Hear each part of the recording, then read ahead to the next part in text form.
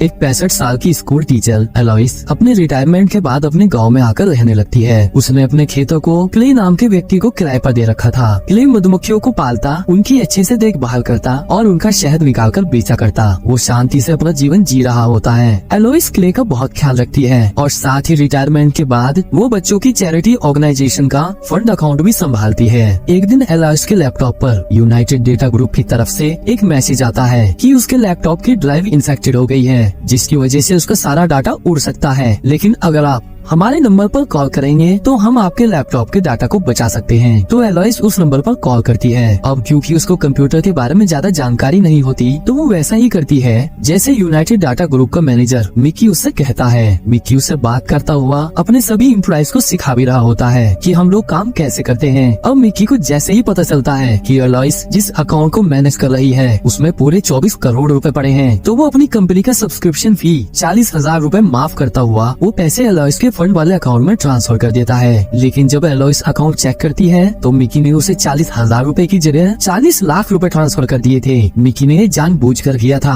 और इस ट्रांसफर को अपनी गलती बताकर अपने बच्चों का हवाला देकर एलोइस के सामने गिड़गिड़ाने का नाटक करता है। साथ ही वो उससे कहता है कि अगर वो पैसे मुझे वापस नहीं मिले तो मेरी नौकरी चली जाएगी। इस पर एलोइस उसके बचे हुए पैसे वापस करने के लिए तैयार हो जाती है और फिर वो जैसे ही पैसे उसको वापस करती है उसी समय मिकी उसके पूरे अकाउंट को खाली कर देता है और अपना कॉल कट कर देता है। फिर जैसे ही एलोइस का कंप्यूटर रीस्टार्ट होता है वो देखती है फंड वाला अकाउंट पूरी तरह से खाली हो चुका है, जिसको देखकर उसकी आंखों के सामने अंधेरा छा जाता है और वो बहुत बुरी तरह से घबरा जाती है। एलोइस को पता ही नहीं था कि उसके साथ फ्रॉड हो चुका है। वहीं दूसरी तरफ रात को क्ले एलोइस के लिए शहद भरी एक शीशी लेकर आता है। घर में अंधेरा देखकर उसे गड़बड़ी का एहसास होता है तो वो एक चाकू उठा लेता है। लेकिन तभी एलोइस की बेटी वरोना बंदूक की नोक पर क्ले को घुटनों पर बैठा देती है और फिर वो जैसे ही माँ की तरफ मुड़ती है तो देखती है कि किसी ने उन्हें गोली मार दी है। लेकिन उसके साथ ही उन्हें देखकर बताते हैं शायद इन्होंने आत्महत्या की है। फिर वो क्ले से पूछती है कि तुम मेरे माँ के घर में क्या कर रहे हो, तो वो बताता है कि वो एक बी कीपर है। उसके बाद वेरोना को उसकी माँ के साथ हुई फ्रॉड के बारे में पता चल जाता है। असलियत का पता चलते ही वो क्ले को छोड़ देती है और गलतफहमी की वजह से उसे गिरफ्तार करने के लिए उससे माफी मांगती है। साथ ही उसकी माँ का ख्याल रखने के लिए वो उसको थैंक यू भी बोलती है। आगे वो क्ले को बताती है उसकी माँ के साथ फ्रॉड हुआ था, किसी ने उनके अकाउंट्स और फंड वाले अकाउंट के सारे पैसे निकाल लिए थे। तभी क्ले उससे पूछता है कि क्या तुम उन लोगों को जानती हो, तो वरोना बताती है ये ग्रुप पिछले 2 साल से एक्टिव है, हमें इनकी लोकेशन का पता ही नहीं चल रहा और अगर ये लोग हमें मिल भी जाएं तो भी हम इनका कुछ नहीं बिगाड़ पाएंगे, क्योंकि कोर्ट में ये लोग अपने डिफेंस में ये बात कहेंगे कि बुजुर्ग लोगों ने अपनी इच्छा से हमें अपने पैसे दिए थे और इसी स्टेटमेंट की वजह से वो बचकर निकल जाएंगे। उसके बाद क्ले मधुमक्खी के छत्तों की देखभाल करने के लिए वहाँ से चला जाता है। फिर वो अपने बी यार्ड में जाकर उनके एपीकल्चर में छुपा हुआ एक सैटेलाइट फोन निकालता है और जहाँ उससे वो कॉल करता है वो कोई सीक्रेट एजेंसी होती है। क्ले उनसे कहता है मुझको किसी का पता चाहिए, लेकिन उसका पता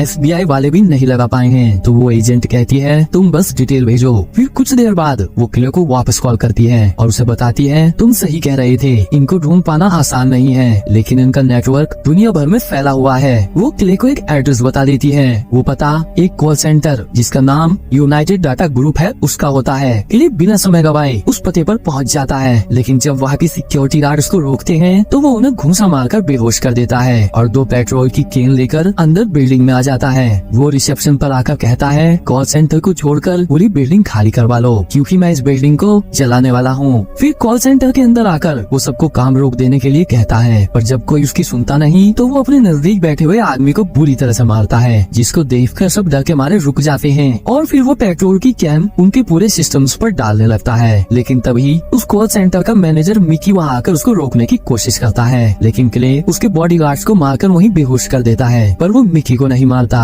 क्योंकि उसको पता ही नहीं था कि मिकी ने ही एलोइस के साथ फ्रॉड किया था। फिर क्ले पेट्रोल की कैन पर बम लगाकर मिकी को बिल्डिंग से बाहर निकल जाने का मौका दे देता है। अब जैसे ही कोई नया शिकार कंपनी में फोन करता है तो वहाँ स्पार्क होने से आग लग जाती है और पूरी बिल्डिंग ब्लास्ट से तबाह हो जाती है। मिकी इस बात आग की खबर अपने बॉस डेरिक को देता हुआ बताता है कि शायद हमारे किसी नाराज कस्टमर ने हमारे 250 करोड़ की बिल्डिंग को उड़ा दिया है। उसकी बात सुनकर डेरिक को विश्वास नहीं होता, लेकिन फिर वो सीधा वालेस के पास आता है। वालेस पूर्व CIA का चीफ था, लेकिन अब डेरिक की माँ जेसिका के कहने पर डेरिक की पूरी सिक्योरिटी वही संभालता था। डेरिक वालेस से उस आदमी का नाम पता करने को कहता है जिसने उसकी बिल्डिंग जला दी थी, लेकिन वालेस उससे कहता है कि उसको ढूंढना मेरा काम नहीं बल्कि पुलिस का है। इधर मिकी कुछ गुंडों को लेकर उस आदमी को ढूंढता हुआ एलॉइस के घर आ जाता है। फिर वो गुस्से में सबसे पहले क्ले की मधुमक्खियों के एपीकल्चर को गोलियों से उड़ा देता है। वहाँ वो लोग क्ले को मारने की बहुत कोशिश करते हैं, लेकिन क्ले एक एक करके सभी गुंडों को जान से मार देता है और मिकी के सीधे हाथ की सारी उंगलियां काट देता है। उसके बाद वेरोना कॉल सेंटर के एम्प्लॉय से पूछती है कि तुम लोग आखिर यहाँ क्या काम करते हो, तो वो उसको कुछ भी बताने से मना कर देता है। दूसरी तरफ मिकी अपनी जान बचाकर भागता है और सारी जानकारी देने के लिए डेरिक को कॉल करता है। वो डेरिक को बताता है उस आदमी ने उसके सीधे हाथ की उंगलियां काट दी हैं। फिर वो मिकी को अपने ट्रक से बांधकर अपने ट्रक समेत उसे पुल से नीचे गिरा देता है, जिसमें मिकी की मौत हो जाती है। उसके बाद क्ले मिकी का फोन उठाकर उससे उसका नाम पूछता है। डेरिक अपना नाम नहीं बताता बल्कि उसको उल्टा धमकाने लगता है। उसके बाद क्ले डेरिक से कहता है अब मैं तेरे लिए आ रहा हूँ। उसके बाद डेरिक वालेस को बताता है उस आदमी ने अकेले ही 6 लोगों को मार दिया है और उसने अपना नाम बी कीपर बताया है और साथ ही उसने मुझे भी मार डालने की धमकी दी है। तो वालेस परेशान होकर उसको बताता है तुमने जरूर कुछ गलत काम किया है या तुमने बी कीपर के छत्ते को छेड़ा है, क्योंकि अगर उसने कहा है कि वो तुम्हें मार देगा तो वो तुम्हें मार देगा। इस पर डेरिक उससे पूछता है कि आखिर वो आदमी है कौन। तो वालेस कहता है वो आदमी है जिसको तुम्हारी आंखें तुम्हारे आखिरी समय में देखेंगी। वही पुलिस हेडक्वार्टर में एजेंट मैट वेरोना को बताता है कि उसको क्ले के बारे में कोई जानकारी नहीं मिली है, जैसे वो कोई भूत हो या हो सकता है उसने अपना नाम असली नहीं बताया हो या वो किसी सीक्रेट प्रोग्राम का हिस्सा हो। तभी उनको फोन आता है कि उन्हें मिकी की लाश मिल गई है। तो वो दोनों साइड पर जाकर देखते हैं कि किसी ने उसकी उंगलियां काट दी थी। वहीं दूसरी तरफ करंट बीकीपर एक पेट्रोल पंप पर क्ले के ऊपर हमला कर देती है और फिर उसको मारने के लिए अंधाधुंध फायरिंग कर देती है, लेकिन क्ले उसे जिंदा जलाकर उसकी उंगली काट कर ले जाता है। साथ ही पूरा पेट्रोल स्टेशन धमाके से उड़ जाता है। फिर CIA वाली वालेस को कॉल करके बताती है कि क्ले ने करंट बीकीपर को मार दिया है और उनके संगठन में मौके का मुआयना करके खुद को इस काम से अलग रखने का फैसला किया है, इसलिए इससे आगे अब तुम खुद ही संभाल लो। उसकी बात सुनकर वालेस को गुस्सा आ जाता है। फिर एजेंट मैट और वेरोना हादसे वाली जगह पेट्रोल पंप पर पहुँच जाते हैं। वहाँ वेरोना को बीकीपर की बुक मिलती है। साथ ही उनको अंदाजा हो जाता है कि बीकीपर बॉस्टन जा रहा है। वहीं दूसरी तरफ वालेस भाड़े के सैनिकों को इकट्ठा करके उनको बीकीपर के बारे में बताने लगता है।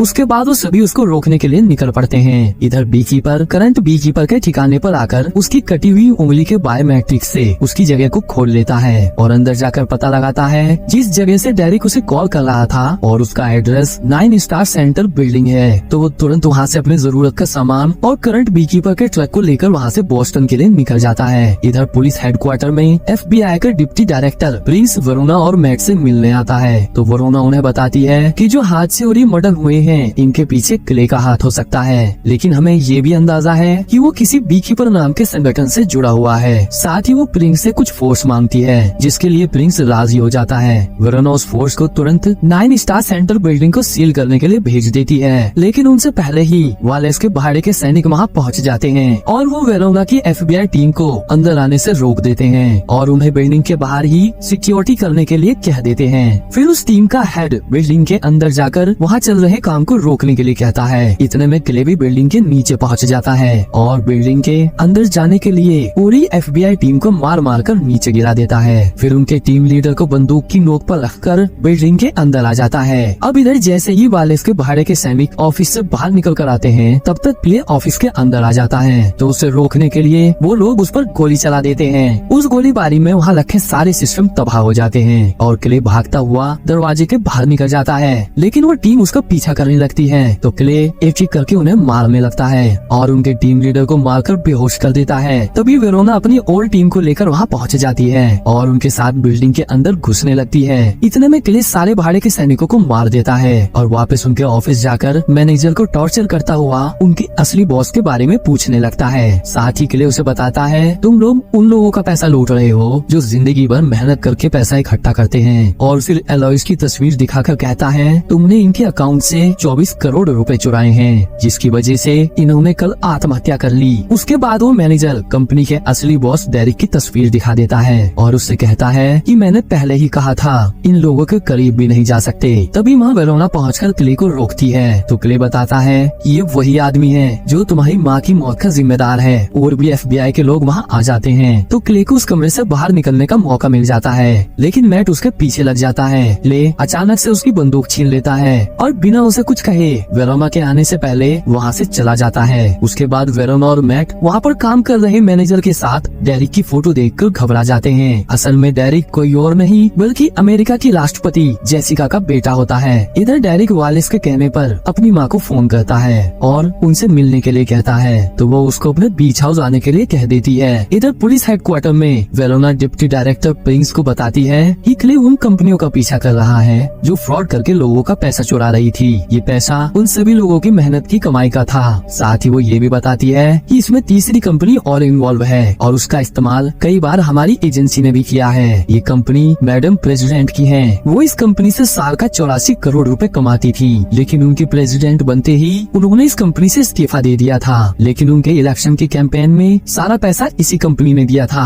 और ये सारा पैसा नंबर 2 का था। फिर प्रिंस वेरोना से पूछता है कि इसके बारे में और कितने लोग जानते हैं तो वेरोना कहती है मैं, आप और मैट। तो प्रिंस उससे इस बात को किसी और से बताने से मना कर देता है। फिर वेरोना प्रिंस से कहती है कि मुझे पूरा विश्वास है कि क्ले को इस सारे मामले का पता चल चुका है, इसीलिए वो मैडम प्रेसिडेंट को भी मारने से पीछे नहीं हटेगा और लगता है उसका अगला शिकार वही हो। इधर मैडम प्रेसिडेंट के बीच हाउस पर बहुत तकड़ी सिक्योरिटी लगी होती है। वेरोना और मैट भी अपनी ID दिखाकर वहाँ पहुँच जाते हैं। वहाँ FBI वाले और सीक्रेट सर्विसेज वालों की भरमार होती है। क्ले भी समुद्र के रास्ते से उस बीच हाउस के पास पहुँच जाता है और वहाँ के सिक्योरिटी गार्ड्स को चकमा देने के लिए उन्हीं के ट्रक के नीचे छुप जाता है। लेकिन जब एक गार्ड उसको वहाँ देख लेता है तो क्ले उसे मारकर अपनी जगह ट्रक के नीचे लटकाकर खुद उसकी ड्रेस पहनकर बाहर निकल आता है और उन्हीं के ग्रुप के साथ मिलकर बीच हाउस की तरफ जाने लगता है। इतने में क्ले ड्रेस बदलकर सूट पहन लेता है और वहाँ चल रही पार्टी में घुस जाता है। तभी वेरोना और मैट को deputy director Prince madam president से बात करता हुआ दिखाई दे जाता है। उनको शक होता है कि शायद इसने हमें डबल क्रॉस कर दिया है, लेकिन असल में प्रिंस वहाँ पर डेरिक की कंपनियों के बारे में पता करने आया था। तो वो मैडम प्रेसिडेंट और डेरिक को अलग बुलाकर डेरिक से डाटा यूनाइटेड ग्रुप और 9 स्टार कंपनी से उसके संबंध के बारे में पूछता है। तो डेरिक उसको बताता है कि मैंने उन कंपनियों में इन्वेस्ट किया हुआ है बस। वहीं दूसरी तरफ वेरोना